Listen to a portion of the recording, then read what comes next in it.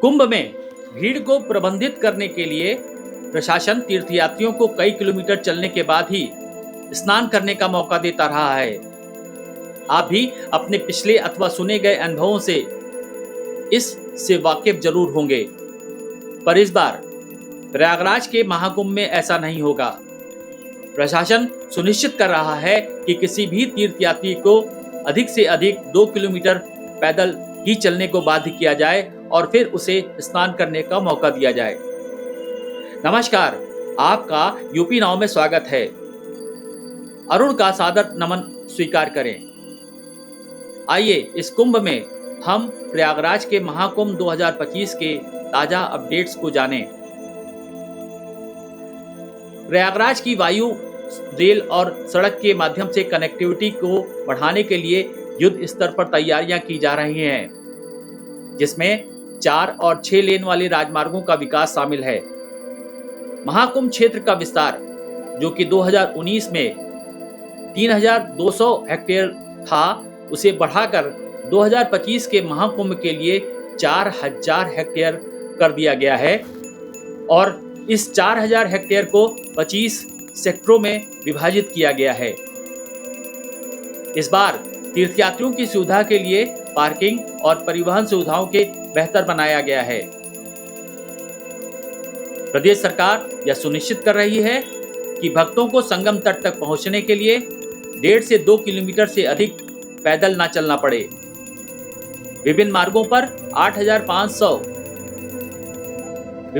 पर 8,050 hectare parking के लिए निर्धारित कर दिए गए हैं, जो संगम से 2 से 5 किलोमीटर के दायरे में ही स्थित हैं। इन पार्किंग स्थलों से 7,000 परिवहन निगम की बसें कुंभ क्षेत्र के लिए इलेक्ट्रॉनिक परिवहन सेवाएं प्रदान करेंगी। महाकुंभ 2025 के लिए बुनियादी ढांचे में भी सुधार किया गया है। 2019 के अर्धकुंभ की तुलना में महत्वपूर्ण बढ़ोतरी की गई है। 2019 के अर्धकुंभ में 9 सड़क फ्लाईओवर और 6 अंडरपास बनाए गए थे। इस बार 14 सड़क ओवरब्रिज बनाए जा रहे हैं। पिछली बार महाकुंभ एरिया में 4 कंक्रीट स्नान घाट थे। इस बार इस एरिया में 9 कंक्रीट घाट बनाए जा रहे हैं। ये सभी कार्य युद्ध स्तर पर प्रगति कर रहे हैं और प्रशासन का दावा है कि ये 30 नवंबर तक पूरे हो जाएंगे।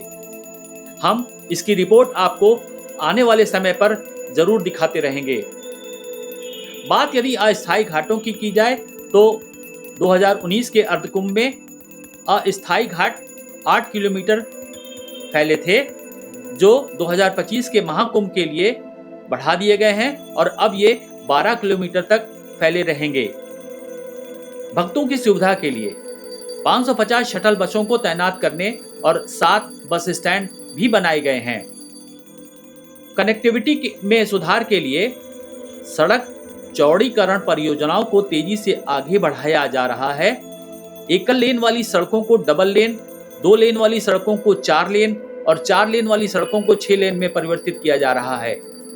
निश्चय ही इस आधारभूत संरचना के विकास का फायदा प्रयागराज को आने वाले समय में जरूर मिलेगा।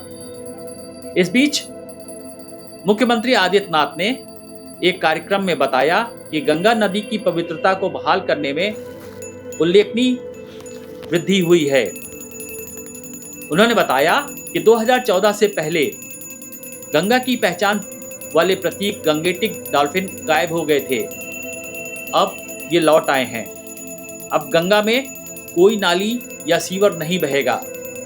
भक्त महाकुंभ 2025 के दौरान एक साफ और निर्बाध नदी को देखेंगे और उसमें स्नान करेंगे।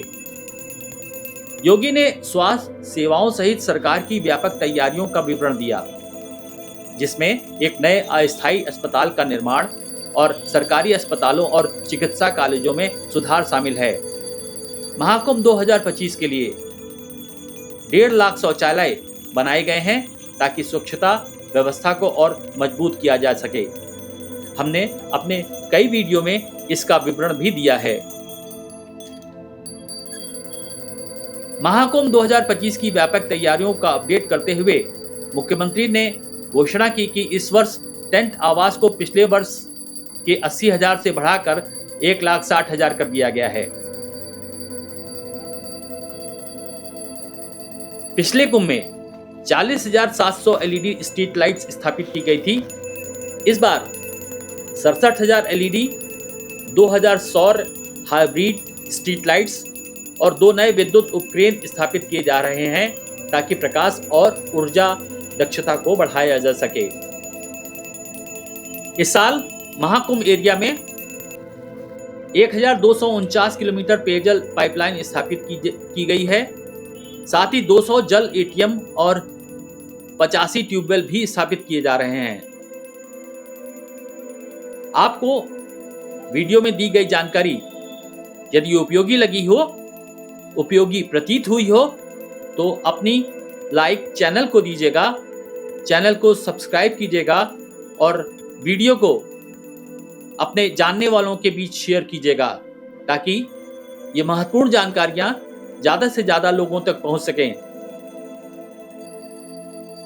इस वीडियो को द डेकोर ने प्रायोजित किया है, जहां पर दिए गए व्हाट्सएप नंबर से आप वॉल डेकोर के मैप्स, पोस्टर और हैंडमेड हर्बल साबुन, मोमबत्ती, साथ ही मोती आदि प्राप्त कर सकते हैं। आप व्हाट्सएप नंबर पर मैसेज भेजें, आपको आपकी मांगी गई जानकारी उपलब्ध कराई जाएगी। अरुण का सादर अभिवादन एक बार पुनः स्वीकार करें।